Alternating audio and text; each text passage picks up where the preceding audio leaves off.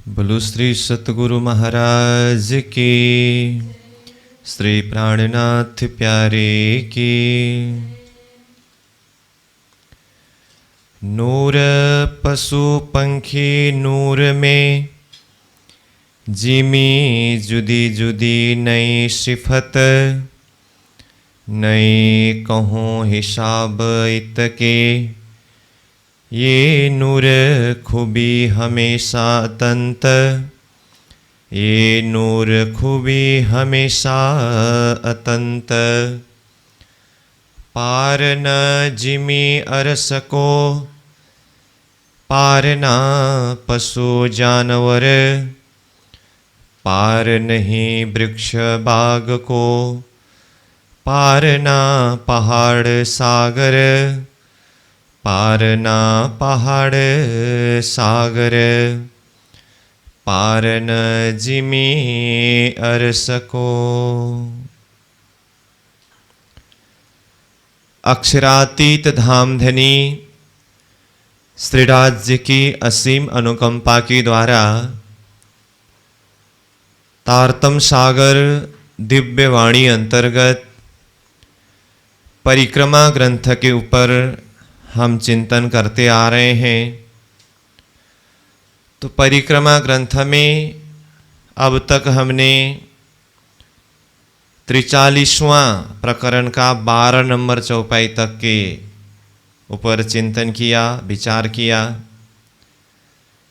तो ये 43वां प्रकरण में बड़ी रांग में 8 सागरों की शोभा एवं माणिक पहाड़ की शोभा, ये चर्चा किया गया है, वर्णन किया है। तो आज का हमारा विषय प्रारंभ हो रहा है ये 43वां प्रकरण का 13 नंबर चौपाई से। तो इससे पूर्व ये 12 नंबर चौपाई तक में ये भाव यहाँ प्रस्तुत किया गया कि धर्म ग्रंथ के वास्तविक रहस्य हकीकत को तारतम रूपी कुंजी के माध्यम से खुलासा करने पर ये परम धाम के सागरों की शोभा और खिलवत खाना अद्वैत वो परम धाम मूल मिलावा के बैठक के अंदर के अक्षरातीत धाम धनी के पूर्ण इश्क, पूर्ण प्रेम, वो मार्फत का दर्शन हो सकता है, ये भाव को बताया। फिर 1 नंबर चौपाई से लेकर के 8 नंबर चौपाई तक में क्रमशः एक एक सागर, नूर सागर से लेकर के सर्वरस सागर तक के किस किस दिशा में कौन कौन सा सागर है, ये भाव को बताए। फिर आगे उन सागरों के बीच बीच में जिमी शोभायमान है। फिर उन जमीन में पशु पंखी गण रहते हैं। तो न सागर का पारवार है, न जिमी का पारवार है, न तो वहाँ रहने वाले पशु पंखियों का ही पारवार है। ये अनंत है, असीमित है, अपरंपार है। ये भाव को 12 नंबर चौपाई तक में चर्चा किया गया। अब वही परमधाम की अपरंपार शोभा, बेहिसाब शोभा, उसको 13 नंबर चौपाई से आगे वही प्रसंग के ऊपर यहाँ चर्चा किया गया है। तो जो भी चौपाई के माध्यम से यहाँ वर्णन हुआ है उसको हम चौपाई के द्वारा ही चिंतन करेंगे। तो देखिए अब 13 नंबर चौपाई को। पार न जिमी अरस को, पार न पशु जानवर, पार नहीं वृक्ष बाग को, पार न पहाड़ सागर। तो इससे पूर्व 12 नंबर चौपाई में पशु पंखियों की नूरमय शोभा और वहाँ की जिमी, इसका पारवार नहीं है कहा। तो ये पशु पंखियों के बाद ये 13 नंबर चौपाई में जानवर की शोभा बता रहे हैं। तो कहा पार न जिमी अरस को, परम धाम की जमीन का कोई पारवार ही नहीं है। तो जिमी कहने से यहाँ वैसे 25 पक्ष परम धाम का ही जमीन का पारवार नहीं है। और यही प्रसंग में अगर देखें तो बड़ी रांग में 8 सागरों के साथ में बीच बीच में जो जिमी आया है, उन 8 जिमी की शोभा देखें तो वो भी अपरंपार है, पारवार नहीं है। पार न पशु जानवर, वो जमीन में रहने वाले पशु हो जानवर हो उसका भी कोई पारवार नहीं है। पार नहीं वृक्ष बाग को, वो परमधाम के बगीचा में बाग में और बड़ी रांग के इन जमीनों में जो बाग है बगीचे हैं वहाँ पर जो भी वृक्ष है वो वृक्षों का और बाग बगीचों का कोई पारवार ही नहीं है। पार न पहाड़ सागर, न तो वहाँ की पहाड़, अब पहाड़ कहने से तो परमधाम में पहाड़ तो माणिक पहाड़ और पुखराज पहाड़ है, परंतु ये बड़ी रांग में देखे हर एक महल पहाड़ की तरह विशाल है।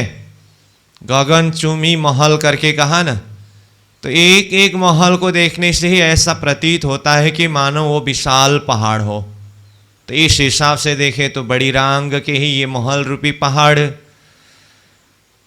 और सागर, जो 8 सागरों का प्रसंग वर्णन हुआ ना, तो न तो वो सागर का ही कोई पारवार है। तो वन वृक्ष बगीचा पहाड़ सागर पशु जानवर ये किसी भी चीज का पारवार नहीं है। सब सुख एक एक चीज में, सबकी सिफत को नहीं पार। अरस पहाड़ या तिनका, सब देखे ही पाइए बेसुमार।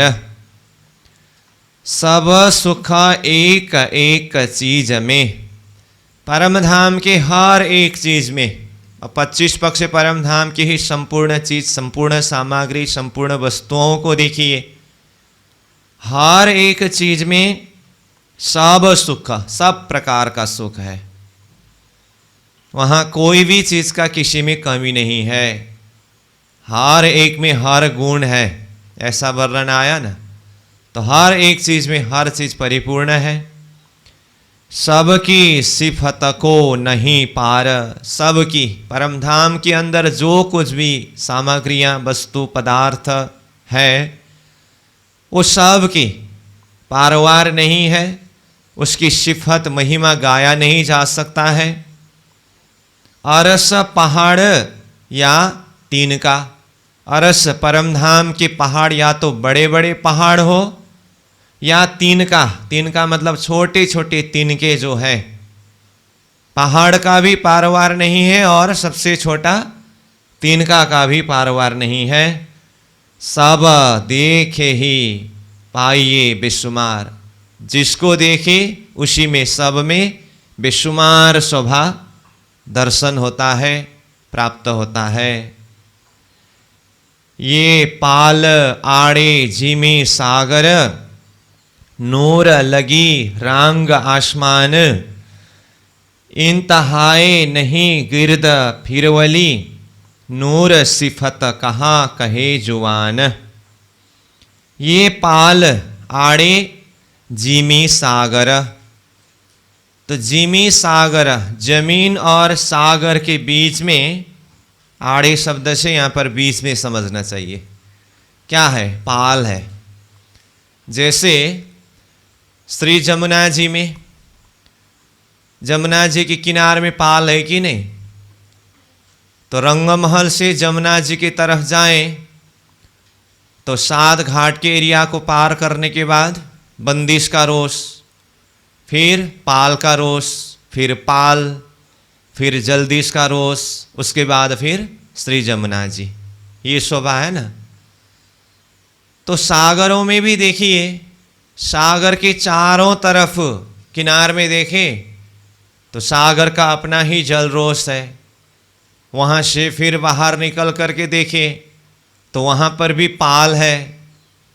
फिर उससे और बाहर जाते सागर से आगे जमीन की शोभा है, तो देखे तो जमीन और सागर के बीच में पाल, तो उसको यहाँ कहा ए पाल आड़े जिमी सागर, सागर और जमीन के बीच में पाल की शोभा है।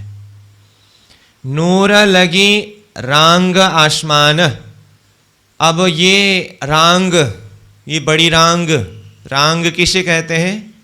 दुर्ग, किला, ये बहुत बड़े बड़े किला रूप है ना यहाँ, तो इसीलिए ये रांग में जो सागर है, जमी है और पाल कहा, वहाँ के वन वृक्ष है, उस सब में जो नूर है ना, प्रकाश, वो कहाँ तक जा कर के लगा है? लगी आसमान, ये सब का नूर आसमान में जा कर के लगा हुआ है। सबका कहने से वहाँ जो कुछ भी शोभा है, जो कुछ भी वस्तु पदार्थ है, जैसे कहा न, चाहे महल हो, चाहे वन वृक्ष हो, चाहे जिमी हो, सागर हो, और पाल कहा तो वो पाल हो, हर किसी का नूर यानी कि प्रकाश जाकर के आसमान में लगा है। इंतहाए नहीं गिरदा फिर वली, इंतहाए मतलब इसका कोई अंत ही नहीं है। इंतहाए नहीं, इंतहाए शब्द का अर्थ अंत भी होता है, पार भी होता है, कल भी आया था ये, तो इसका कोई पारवार नहीं है। इंतहाए नहीं मतलब पारवार न होना ही उसका कोई अंत नहीं है। जिसका कोई अंत नहीं है उसी का कोई पारवार नहीं है। तो इंतहाए नहीं गिरदा फिरवली, गिरदा चारों तरफ, फिरवली मतलब फिरा हुआ है, तो चारों तरफ फिर करके देखिए तो सब तरफ क्या है? या तो सागर है, या तो जिमी है, या तो हवेलियाँ, इमारतें, महल, मंदिर है, या तो वन है, और फिर उन वनों में पशु है, पंखी है, जानवर है। ये हर किसी को देखिए, कोई भी चीज़ का कोई पारवार नहीं है, अंत नहीं है। इंतहाए नहीं गिरदा फिरवली, नूर सिफत कहाँ कहे जुआना, फिर इसकी नूर प्रकाश और उसकी सिफत महिमा को कहाँ कहे जुआना, इस जुआन से किस तरह से कहा जाए। नूर रांग तरफ जो देखिए, इंतहाए न काहूँ आवत, पार आवे जिन चीज को तिनकी होए सिफत।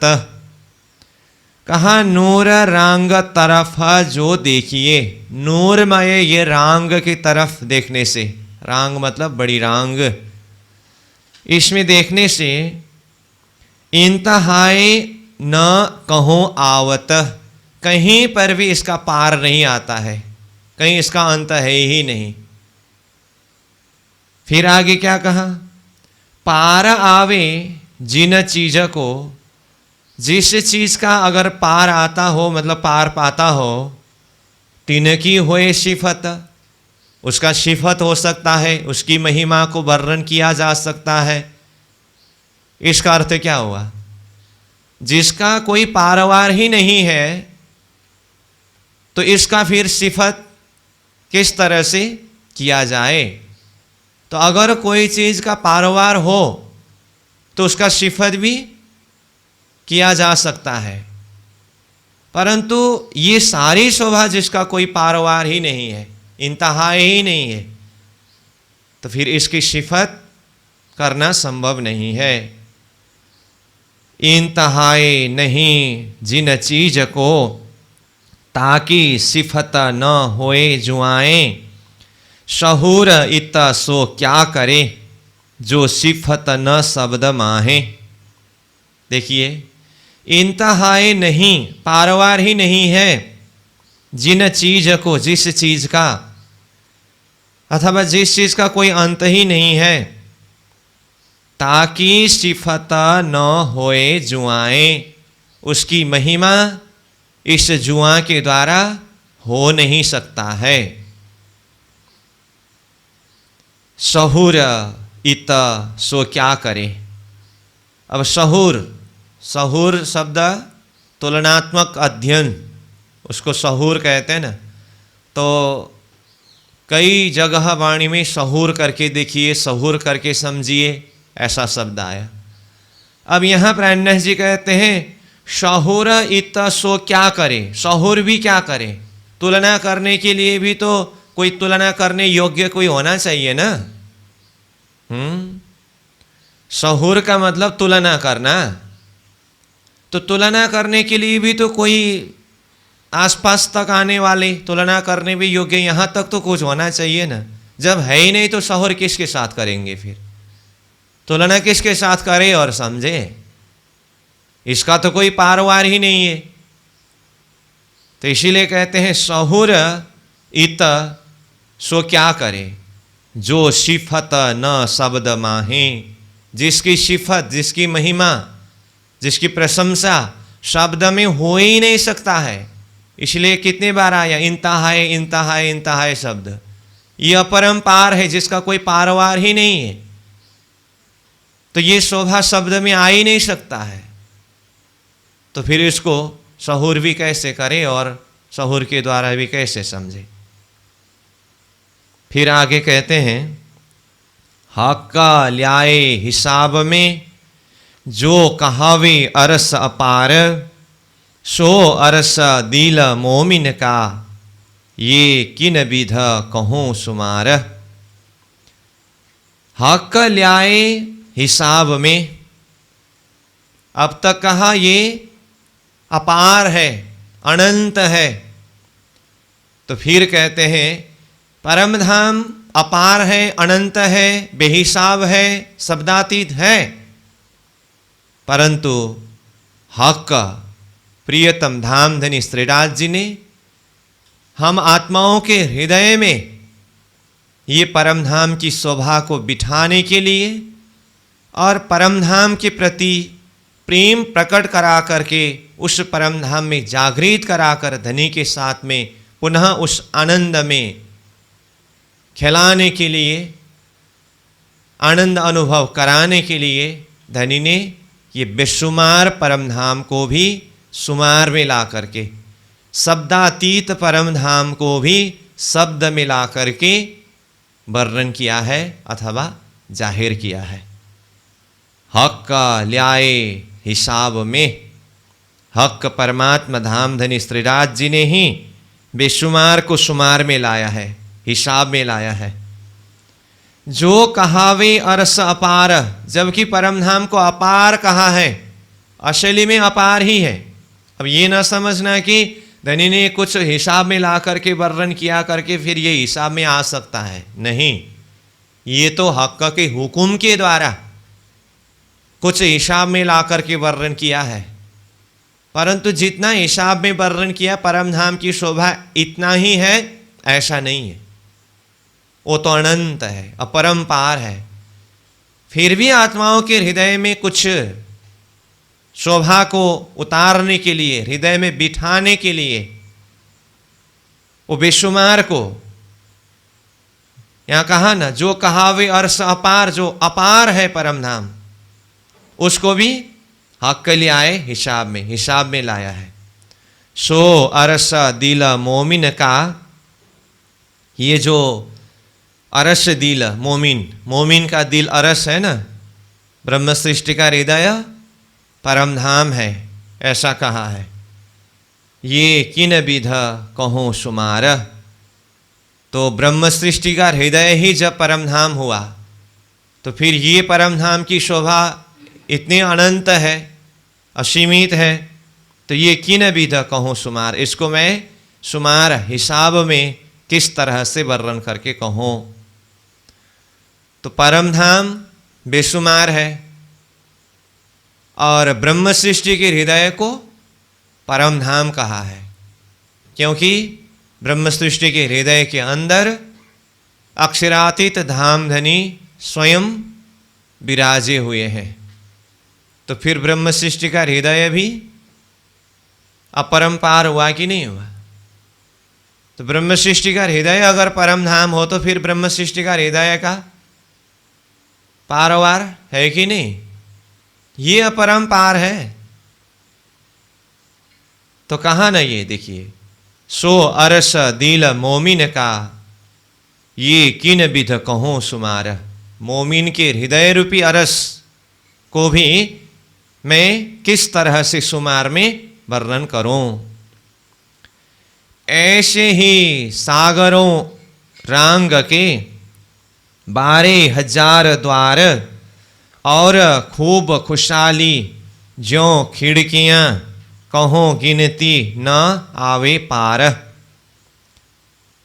ऐसे ही सागरों रांग के, ऐसे मतलब कैसे?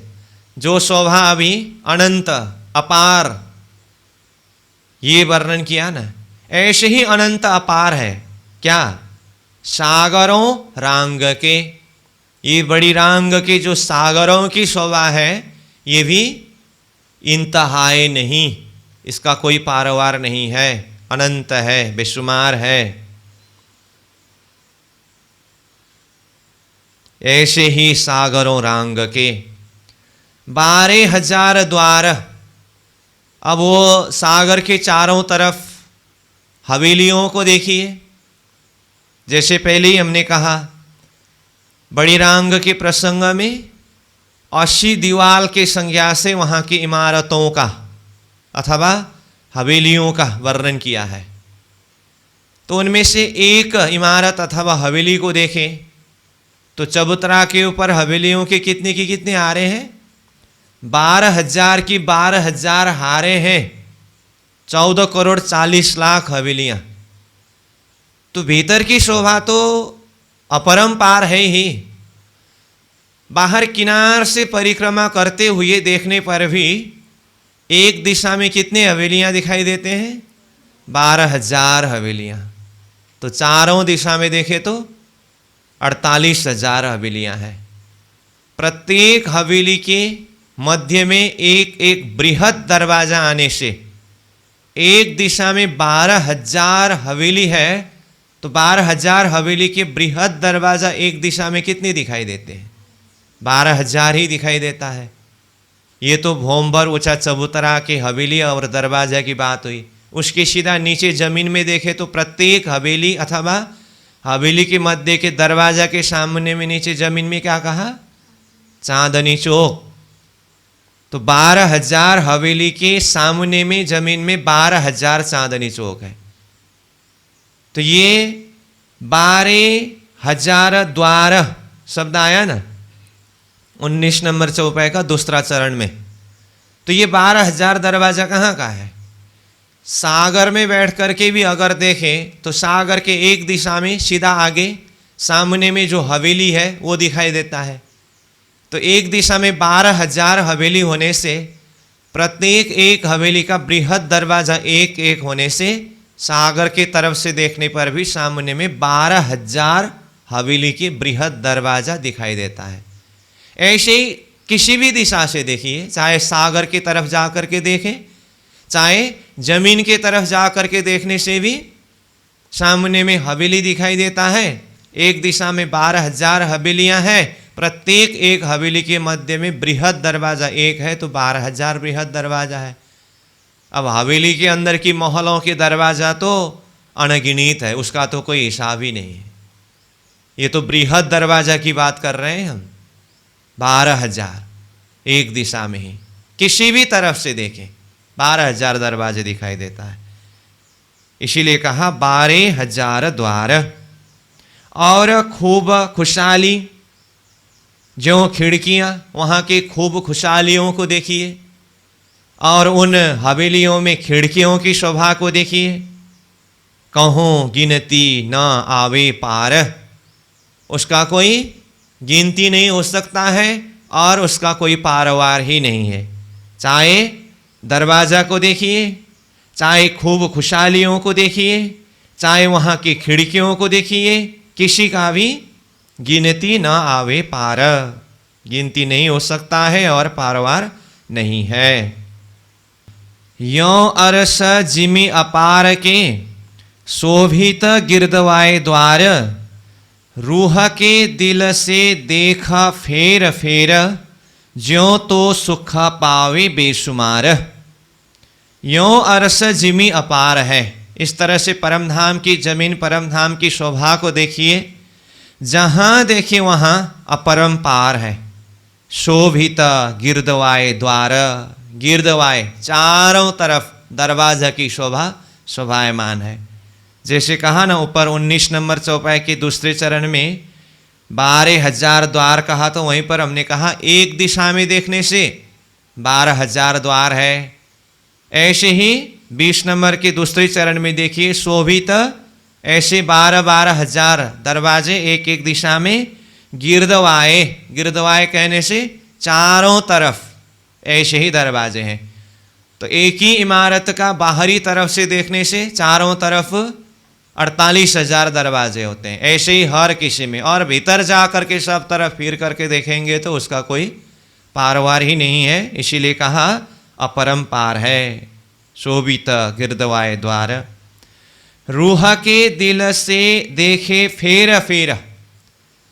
अंतरात्मा के हृदय, रूह मतलब आत्मा, दिल उस आत्मा की नज़र से, दिल के नज़र से देखिए, फेर फेर बार बार उस शोभा को देखिए, दर्शन करिए। ज्यों तो सुख पावे बेशुमार, ज्यों जिसमें कि तो तुम अथवा ये आत्मा सुख पावे बेशुमार, ये बेशुमार सुख को प्राप्त कर सके, उसके लिए क्या करना है? रूह के दिल से अथवा अंतर आत्मा की नज़र से इसको बार बार दर्शन करना है। तो उसको दर्शन करने से ही उसका सुख व आनंद हृदय में अनुभव हो सकता है। 8 तरफ नूर जिमी के, तरफ 8 नूर सागर, ये गिन देखा द्वार दिल अरस के, पार न आवे क्यों ए कर। 8 तरफ नूर जिमी के, आठों तरफ नूरमय जिमी।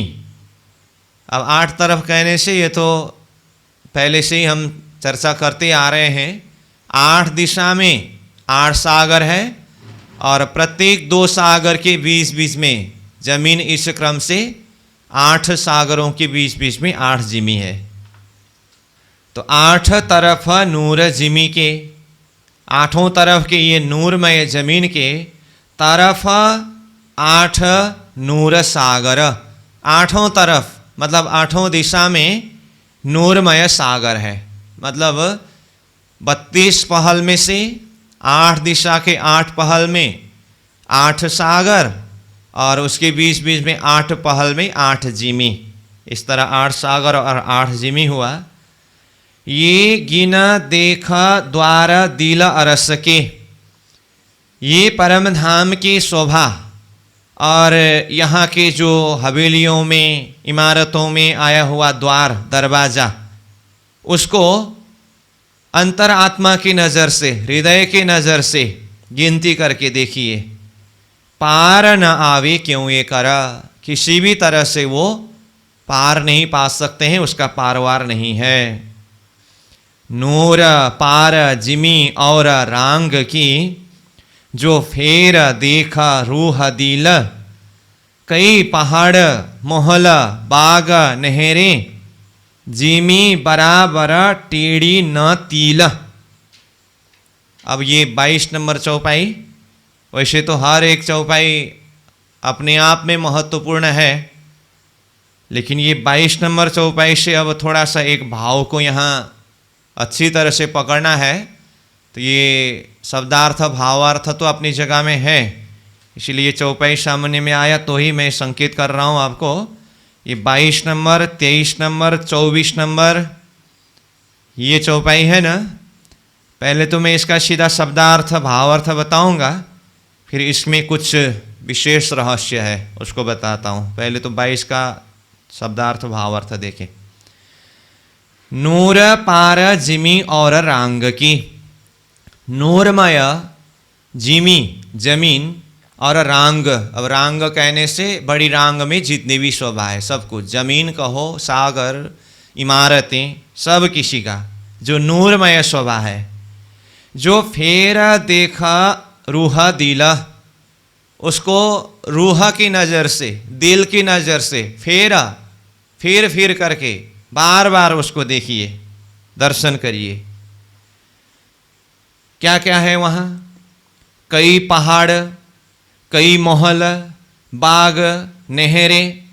कहा ना, पहाड़ शब्द यहाँ बड़ी रांग में ही अगर पहाड़ देखना हो तो बड़ी बड़ी इमारतों को पहाड़ शब्द से कहा।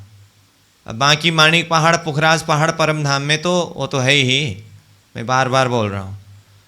तो चाहे माणिक पहाड़, पुखराज पहाड़ को भी देखिए, साथ में फिर बड़ी रांग के ये इमारतें, बड़े बड़े प्रासाद, ये पहाड़ रूप को देखिए।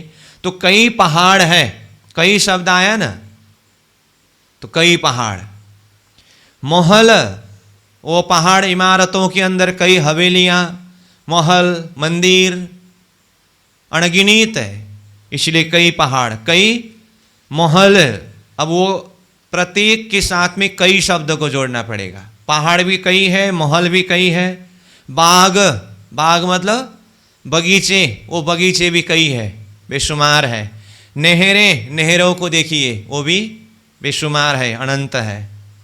जीमी बराबर टेढ़ी न तीला, इसको ध्यान से देखिए। जीमी मतलब जमीन, 25 पक्ष परमधाम का जमीन सब तरफ, यहाँ बड़ी रांग की जमीन सहित पूरा 25 पक्ष परमधाम की जमीन को देखना होगा, समझना होगा। तो कहा जीमी बराबर, बराबर मतलब बिल्कुल समतल है। इससे पहले भी कई बार ये आया है, तब मैंने संकेत किया था। अंतिम में चौपाई के द्वारा ही इसको और खुलासा किया गया है, उसमें कुछ चर्चा करेंगे करके, तो यही चौपाई था, तब संकेत किया हुआ, लक्ष्य किया हुआ। तो कहा जीमी बराबर टेढ़ी न तिल, तिल मतलब तिल भर भी, लेस मात्र भी कहीं टेढ़ी मेढ़ी नहीं है। कहने का अर्थ बिल्कुल समतल। अब समतल, ये जमीन का जो सतह, लेवल, ये भी बिल्कुल बराबर है। और ये गिरदवाय है ना, इसीलिए मैंने पहले ही बोला हूँ, ये 22 नंबर, 23 नंबर, 24 नंबर एक ही प्रसंग में आया है चौपाई। तो तीनों को देखने से और खुलासा होगा, इसीलिए ये 22 में इतना ही समझ लीजिए अभी। जीमी बराबर टेढ़ी न तिला, जमीन बिल्कुल बराबर है, तिल भर भी यानी कि लेस मात्र भी कहीं टेढ़ी मेढ़ी नहीं है। 23 नंबर को देखें। ज्यों फिरती थाल अरस उज्जल, यों ही साफ सिफत बराबर, अरस जिमी कही नूर की, कहूँ गड़ा न ऊंची टेकर। ये भी परमधाम के बिल्कुल समतल बराबर जमीन को समझाने के लिए बताया है। उदाहरण दे करके कहा, ये 22 नंबर के चौथे चरण में कहा ना, जीमी बराबर टेढ़ी न तिला, तिल भर भी टेढ़ी नहीं है, ये कहा ना। तो फिर उसको कैसे समझे? 23 नंबर में उदाहरण के द्वारा कहा, ज्यों जैसे कि फिरती थाल अरस उज्जल, फिरती थाल की तरह, गोल थाल होता है ना, वो फिरती थाल तो बिल्कुल बराबर होता है, कहीं पर भी उसमें टेढ़ा मेढ़ा नहीं होता है। तो फिरती थाल, एक गोल फिरती थाल की तरह, अरस, अरस परमधाम है, मतलब ऐसे ही फिरती है और कहीं पर भी टेढ़ी मेढ़ी नहीं है। उज्जल, परमनाम की भूमि तो सब उज्जवल तो है ही। यों ही साफ सिफत बराबर, यों ही मतलब ऐसे ही, ऐसे ही मतलब ज्यों फिरती थाल, जैसे फिरती थाल है बिल्कुल बराबर है, यों ऐसे ही बराबर, बराबर है। अब यों के साथ में बराबर को जोड़िए, और साफ सिफत, साफ है बिल्कुल, सिफत महिमा युक्त, ऐसे परम नाम है। अरस जिमी कही नूर की, परम धाम का जमीन सब तरफ नूर ही नूरमय है, इसीलिए उसको नूर का ही जिमी कहा है। प्रकाशमय, तेजोमय, हर एक वस्तु में नूर ही नूर है, इसीलिए वो नूरमय जिमी, अरस जिमी कही नूर की। अब ये 23 नंबर चौपाई का भी चौथे चरण को और ध्यान से देखिए। हाँ, कहूं गड़ा न ऊंची टेकर, कहीं पर भी न नहीं है, क्या नहीं है, गड़ा ऊंची टेकर, कुछ भी नहीं है। तो गड़ा क्या है, गड़ा मतलब थोड़ा सा दबा हुआ जगह, गड्ढा, थोड़ा नीचे दबा हुआ जमीन होता है ना, गड्ढा, ऐसा नहीं है। गड़ा न, और ऊंची न, ऊंची मतलब थोड़ा सा ऊपर उठा हुआ, ऐसा भी नहीं है। मतलब कहीं नीचे दबा हुआ गड्ढा जैसा भी नहीं है और ऊंचा उठा भी नहीं है। और टेकर, टेकर मतलब ऐसे ऊंचा उठा हुआ, टेकर ही होते हैं ना।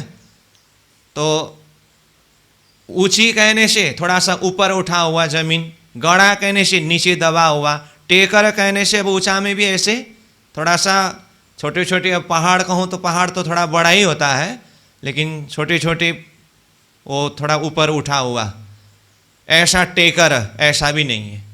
कहने का मतलब क्या है, बिल्कुल समतल बराबर है। ये जमीन की बात कर रहे हैं। अब वो जमीन की सतह में ऊपर महल मंदिर बनते समय, महल मंदिर तो फिर अपनी अपनी ऊंचाई के हिसाब से अलग अलग है। वो महल मंदिर वृक्षों की ऊंचाई के हिसाब से यहाँ पर बात नहीं हो रही है। जहाँ पर वो महल मंदिर वन उपवन जो कुछ भी विद्यमान है, वो जमीन सतह लेवल की बात हो रही है। तो कैसा है, क्या कहा, कहूँ गड़ा न ऊंची टेकर, कहीं पर भी गड्ढा भी नहीं है, दबा हुआ जमीन भी नहीं है और ऊंचा उठा हुआ भी नहीं है। और गोलावृत रूप में तो पहले ही कहा, ज्यों फिरती थाल अरक्ष उज्जल। गोलावृत रूप में कैसा है, जैसे कि मानो एक फिरती थाली हो, ऐसा। 24 को देखें फिर, पार नहीं बीच थाल के। अब ये 23 नंबर चौपाई में थोड़ा सा उदाहरण के लिए थाली शब्द प्रयोग किया। हाँ, अब थाली कहने से तो फिर सामने वाला के दिमाग में ये भी आ सकता है, थाली भी तो थोड़ा सा लंबा चौड़ा वाला भी तो डिजाइन का होता है। हर थाली थोड़ी ना एकदम गोलावृत बराबर का ही होता है, कोई तो लंबा चौड़ा ऐसा भी थाली होता है। ऐसा दिमाग में आ सकता है। तो ऐसा दिमाग में आया तो फिर ज्यों फिरती थाली कहेंगे तो वो लंबी चौड़ी वाला थाली जिसके दिमाग में है तो परम नाम को ही फिर लंबी चौड़ी बना देंगे, ऐसा समझेंगे ना। तो इसीलिए और खुलासा करके प्राणनाथ जी ने 24 नंबर चौपाई में वो थाली भी किस तरह की थाली है, जो गोलावृत रूप में थाली की तरह करके उदाहरण दे करके परम नाम को समझा रहा हूं। तो थाली भी कैसा है, 24 नंबर चौपाई में कहा, देखिए, पार नहीं बीचा थाल के। वो थाल है ना, थाल जैसा करके कहा, वो थाल जैसे जो परम धाम ये शोभा को पारवार नहीं है। कैसा है वो, गिरदवाए। ध्यान से देखिए, अब ये 24 नंबर का दूसरा चरण विशेष ध्यान से देखिए। गिरदवाए एकदम गोलावृत रूप में है, ना चौड़ी तूल, ना नहीं है, चौड़ी मतलब चौड़ाई, तूल मतलब लंबाई, मतलब जरा सा भी लंबा चौड़ा नहीं है। अब ये ना चौड़ी तूल शब्द के साथ आप एक काम करिए, 22 नंबर चौपाई का चौथा चरण में जिमी बराबर टेढ़ी न तिल, ये शब्द को ला करके यहाँ जोड़िए। तो जिमी बराबर है टेढ़ी न तिल, ये तिल शब्द को 24 नंबर चौपाई के दूसरे चरण में ला करके जोड़िए समझने के लिए। तो क्या होगा, गिरदवाए ना चौड़ी तूल तिल, समझने के लिए मैं ऐसा जोड़ रहा हूं। हाँ, तो क्या हुआ, गिरदवाए है ना चौड़ी तूल, चौड़ाई भी नहीं है, तूल मतलब लंबाई भी नहीं है, कितना, तिल मात्र भी, लेस मात्र भी लंबा चौड़ा नहीं है। ठीक है, आगे, मोहला पहाड़ नेहरे सरभर। अब ये बराबर परम धाम में क्या क्या बना हुआ है, महल है, पहाड़ है, नहरें हैं, सारा भरा सब बराबर है, सब तरफ शोभा लिए हुए हैं। मुख सिफत कहा कहे बोला, इसकी सिफत को इस मुख से, बोला मतलब वचन में, शब्द में, कहा कहे किस तरह से कहे, तो इस तरह कहा। ठीक है। अब आगे 25 नंबर चौपाई से क्रमशः वही भाव, बड़ी राम की शोभा, महल, मंदिर, वन, सागर, ये सब शोभा वर्णन करेंगे। तो जैसे 22 नंबर उच्चारण करते मैंने थोड़ा सा आपको संकेत किया कि 22, 23 और 24 शब्दार्थ भावार्थ के हिसाब से तो समझ में आ गया कि इतनी सी बात है कि परम धाम की भूमि बिल्कुल समतल भूमि है, कहीं पर भी गड़ा, ऊंची, टेकर ऐसा नहीं है। गिरदवाए के लिए क्या कहा, जैसे एक फिरती थाल की तरह है, और वो थाली में भी कहा गिरदवाए चौड़ी न तूल, लंबा चौड़ा नहीं है, बिल्कुल गिरदवाए बराबर है, तो इस तरह से कहा। ठीक। अब ये तीनों चौपाई का सार भाव ये रहा कि परम धाम की जमीन बिल्कुल समतल है, और गिरदवाए रूप में देखे तो तिल भर मात्र भी लंबी चौड़ी नहीं है। अब ये चीज को मैं थोड़ा सा जोड़ दे करके इसीलिए संकेत कर रहा हूं। अब चलिए परम धाम 25 पक्ष जो बेशुमार है, फिर भी शुमार में ला करके वर्णन किया गया है, तो 50 करोड़ योजन लंबा चौड़ा करके ऐसा वर्णन आता है ना। अब ये 50 करोड़ योजन लंबा चौड़ा परम धाम का जो हिसाब करने में यहाँ विद्वानों का कुछ अलग मत है।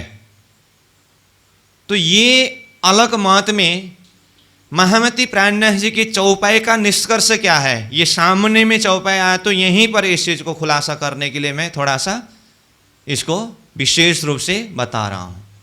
हालांकि हर किसी के लिए ऐसी बात ज़रूरत नहीं पड़ती है, चौपाई का सीधा सीधा शब्दार्थ के हिसाब से निकलना चौपाई का एक रस से जाना होता है, परंतु कई जगह में ऐसे रहस्य खुलासा करना ज़रूरत पड़ता है।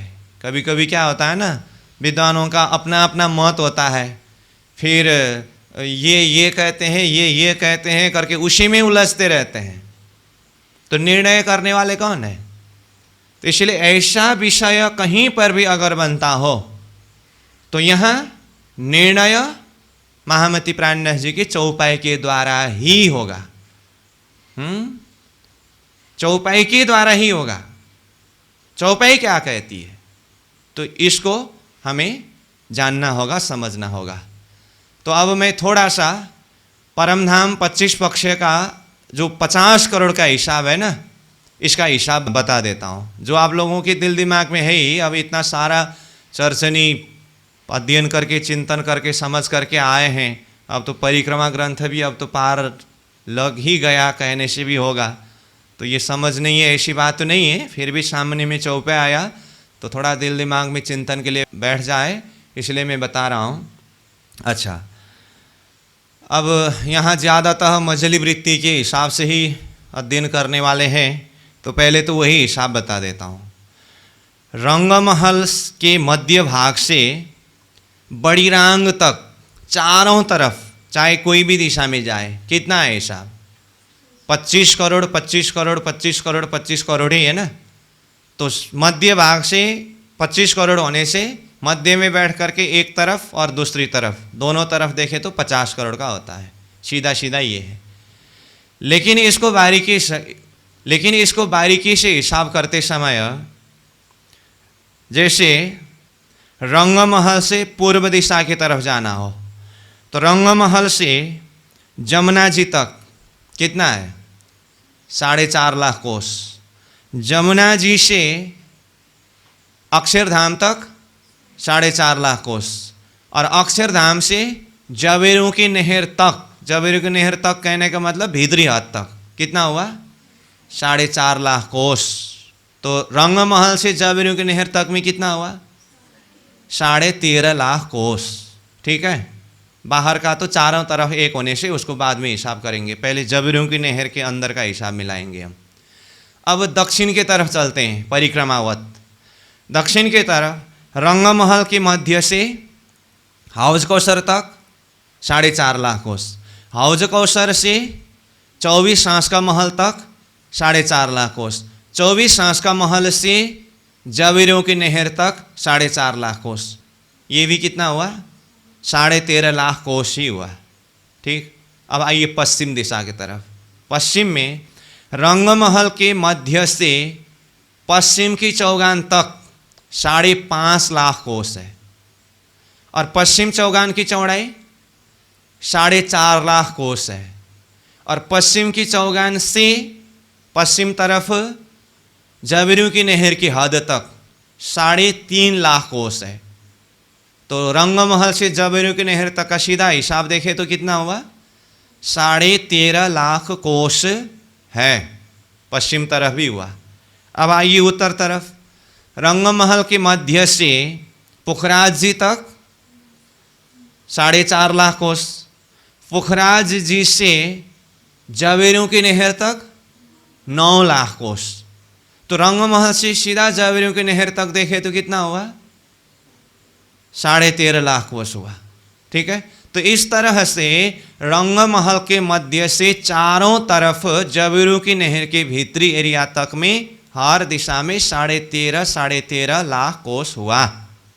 अब यहाँ से बाहर कोई भी एक दिशा को पकड़ करके जा सकते हैं, क्योंकि जबरों की नहर, मानिक पहाड़ का हद, बन की नहर, छोटी रांग, बड़ी रांग की जो हद है एक दिशा में जितना है चारों तरफ बराबर होने से उसके लिए एक दिशा में आधार रूप में समझने से सब तरफ समझ सकते हैं। मानो हम दक्षिण की तरफ जा रहे हैं तो रंगमहल के मध्य से जबरों की नहर तक तो 13.5 लाख कोस हो गया।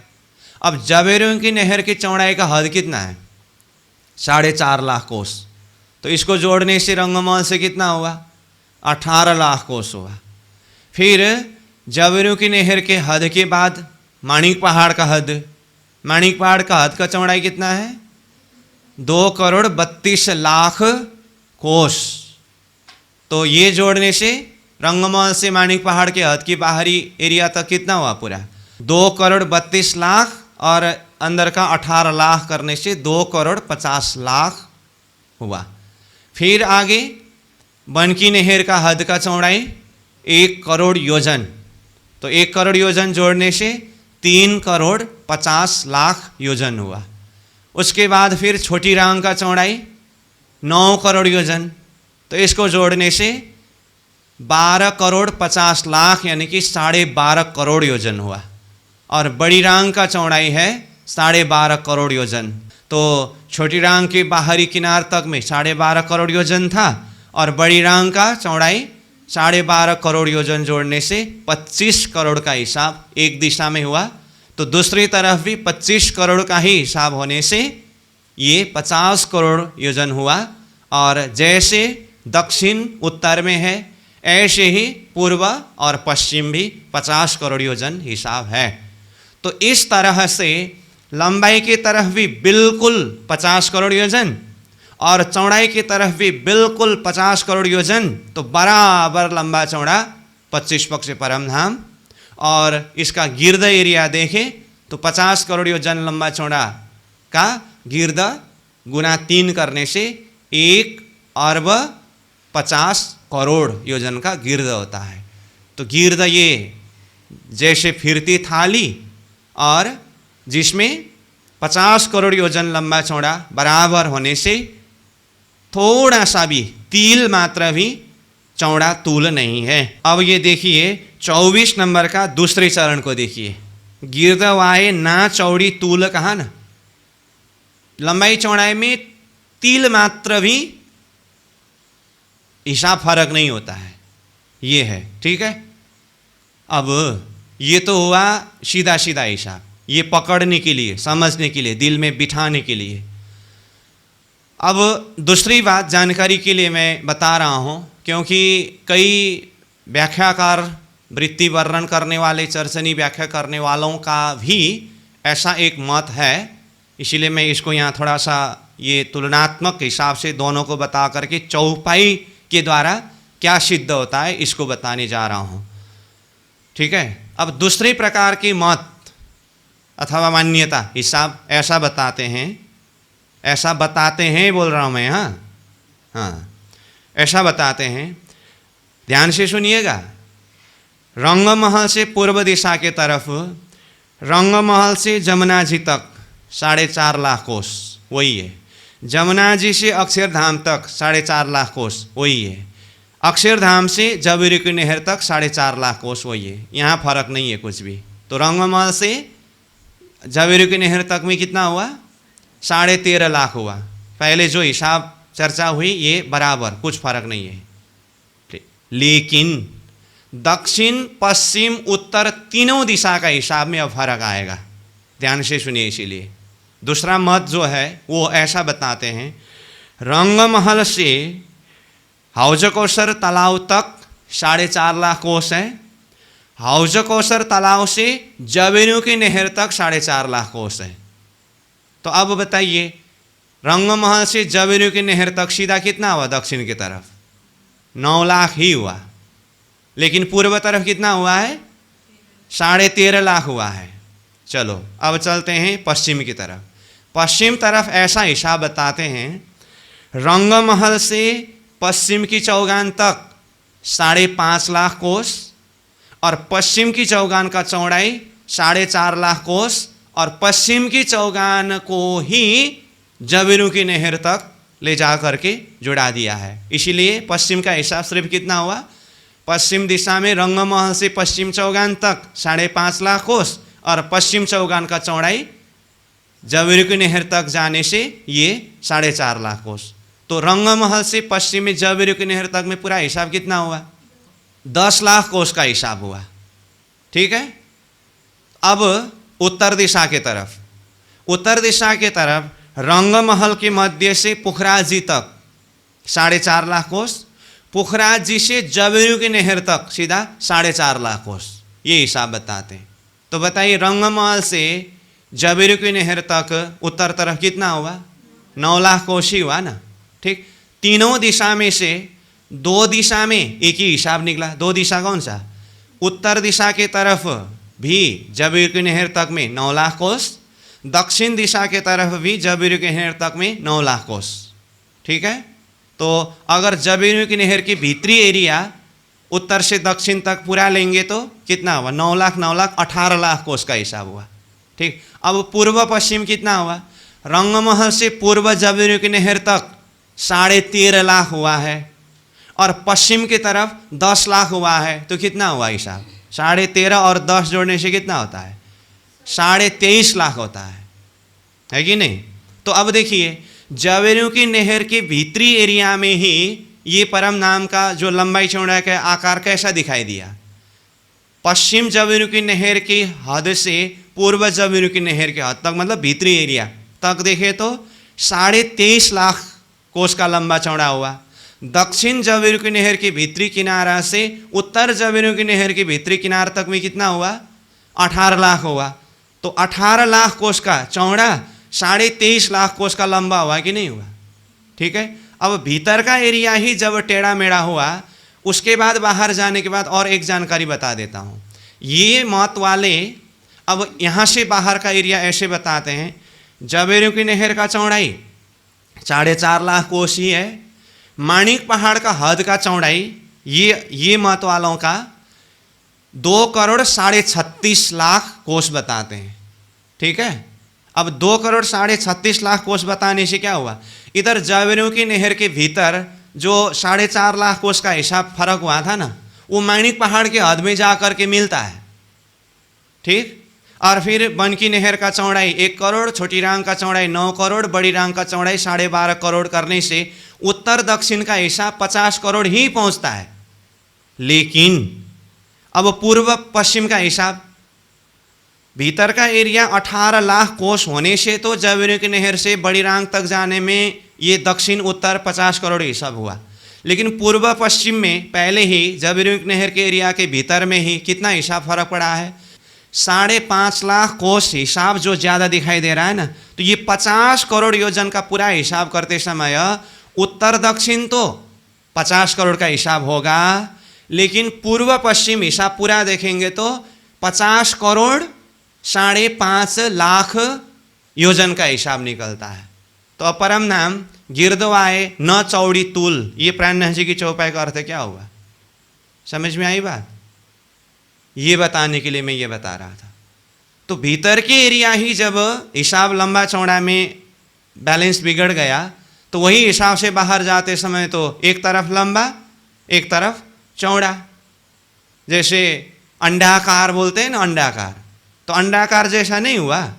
अंडाकार मतलब एक तरफ लंबा है एक तरफ चौड़ा है। लेकिन प्राणनाथ जी ने परम नाम का वर्णन कैसे किया? तो ये चौपाई में, अब इसके लिए सिर्फ 24 नंबर चौपाई का दूसरा चरण देखने से आपको समझ में आ जाएगा।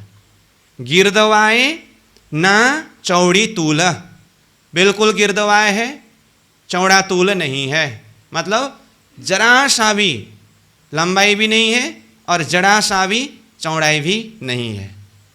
ये समझ में आया? अच्छा, अब ये तो हुआ चौपाई के हिसाब से, वह वाला हिसाब का तालमेल नहीं बैठता है। अब दूसरा इतनी जटिल समस्या है, पता नहीं चिंतन करने वाले अब किस तरह से चिंतन करते हैं वो उनकी बात है, लेकिन इस चीज़ को हमें अच्छी तरह से समझना चाहिए, इसीलिए मैं ये खुलासा कर रहा हूँ। अब देखिए, ये दूसरा वाला जो मत है, इसमें रंगमहल से उत्तर दिशा के तरफ 4.5 लाख कोस में पुखराज पहाड़ बताए, और पुखराज पहाड़ से जबेरू की नहर तक में 4.5 लाख कोस का ही हिसाब बताया ना। अब देखिए, हाँ, अब यहाँ पर क्या समस्या होगा? पुखराज पहाड़ का लंबाई चौड़ाई कितना है? 1,33,333 कोस।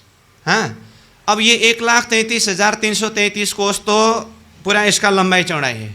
अब उसको मध्य में खड़े होकर के एक तरफ का हिसाब देखना हो तो मानो पुखराज के मध्य भाग में रह करके जबेरू की नहर तरफ के एक तरफ का ही हिसाब देखना हो तो 1,33,333 कोस का आधा एरिया कितना होता है?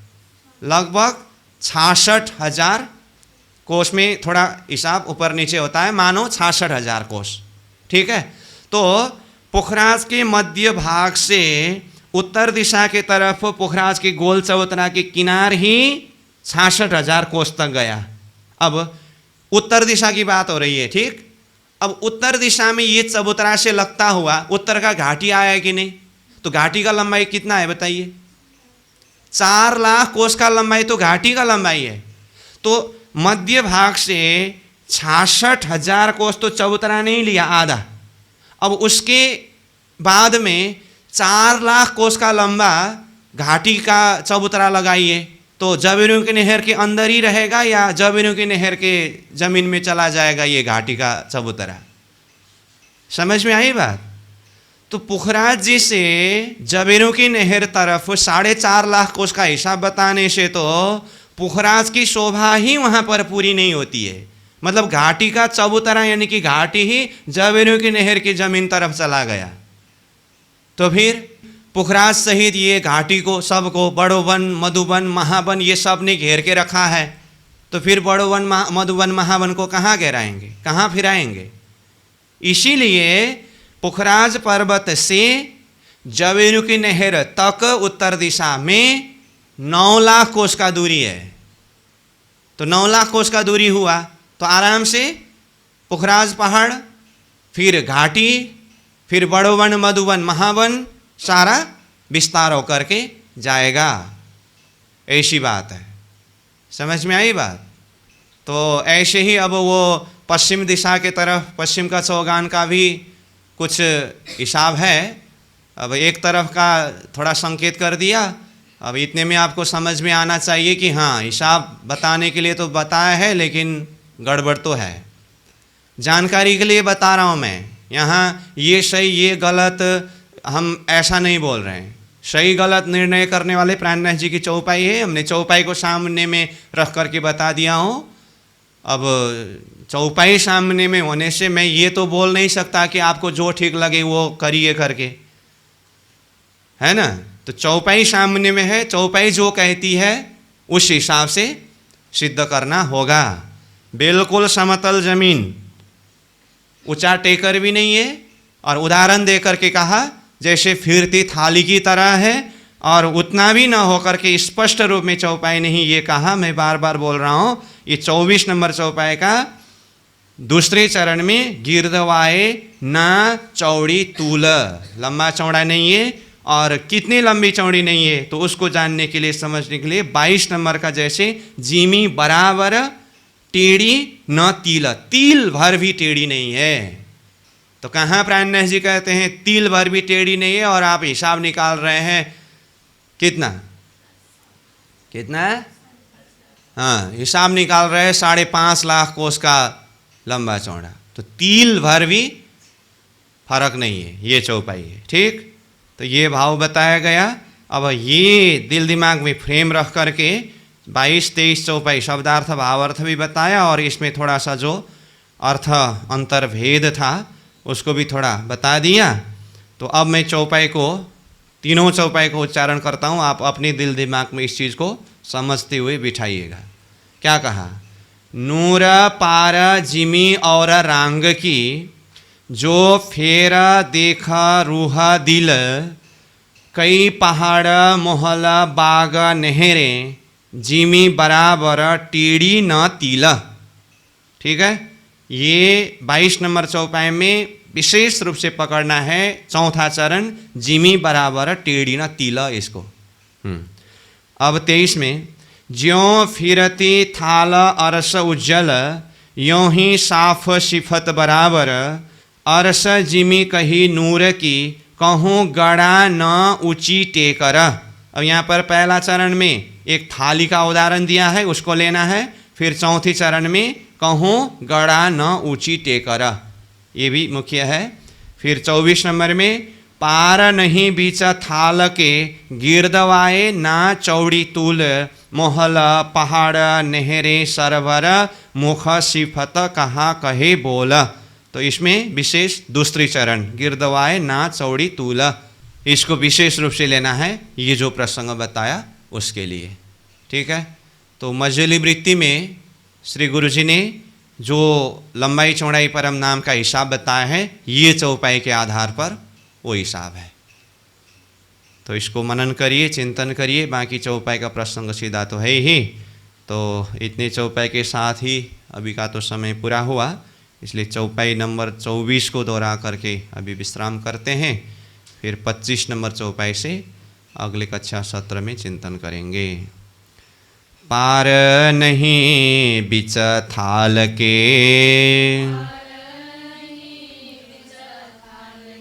गिरदवाए ना चौड़ी तूल, मोहल पहाड़ नहरे सरभर,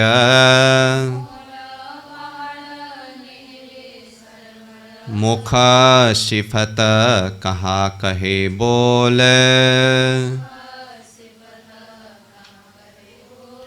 मुख सिफत कहा कहे बोल।